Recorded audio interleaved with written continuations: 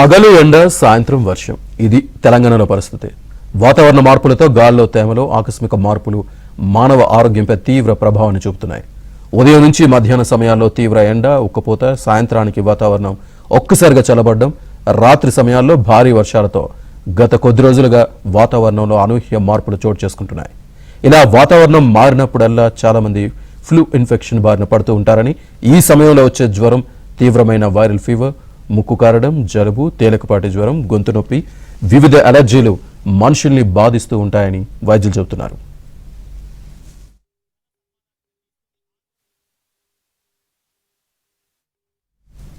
పూర్తి సమాచారాన్ని మా ప్రతినిధి సుభాష్ అందిస్తారు. సుభాష్.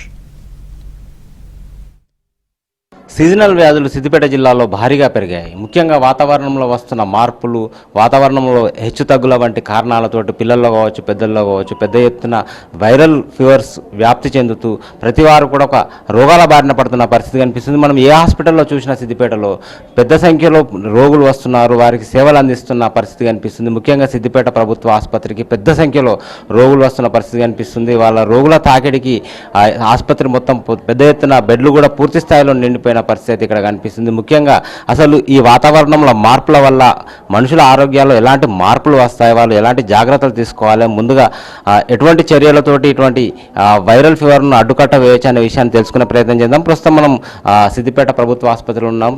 ఇక్కడ డాక్టర్ జ్యోతి గారు, అదేవిధంగా డాక్టర్ మాధవ్ గారు ఉన్నారు. వారిని అడిగి తెలుసుకుందాం. మేడం చెప్పండి, సిద్దిపేట జిల్లాలో భారీగా ఈ వైరల్ ఫీవర్లు ముఖ్యంగా చిన్నపిల్లల్లో ఆరోగ్య సమస్యలు పెద్ద ఎత్తున వస్తున్నాయి. సో ఏంటి కారణం ఏంటి? మెయిన్గా ఈ కంటిన్యూగా రెయిన్స్ పడడంతో, తర్వాత ఈ వర్షాలతోని పిల్లలలో ఆటోమేటిక్గా ఈ వైరల్ ఫీవర్లు అనేది విజృంభించడం జరుగుతుంది. తర్వాత ఇంకొకటి ఈ కాలంలో డెంగ్యూ, ఈ మలేరియా, ఇటువంటి టైఫాయిడ్ ఇలాంటి ఫీవర్లు వాటర్ చేంజ్ అవ్వడంతో ఈ డయేరియాలు, తర్వాత ఈ టైఫాయిడ్ ఫీవర్లు అనేవి పెరుగుతూ ఉంటాయి. సో దానికి తగ్గట్టుగా మన మన ఇళ్లలో వేడి నీరు కాచుకొని తాగడంతో కొద్దిగా ఇవి తగ్గించవచ్చు.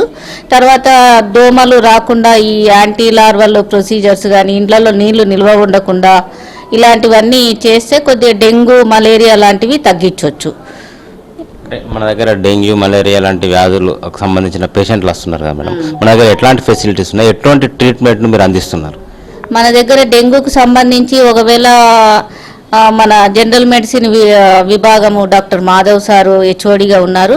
సారు అన్ని రకాలుగా ఐసీయూ ఫెసిలిటీస్ అన్నీ మనకు అవైలబుల్ ఉన్నాయి.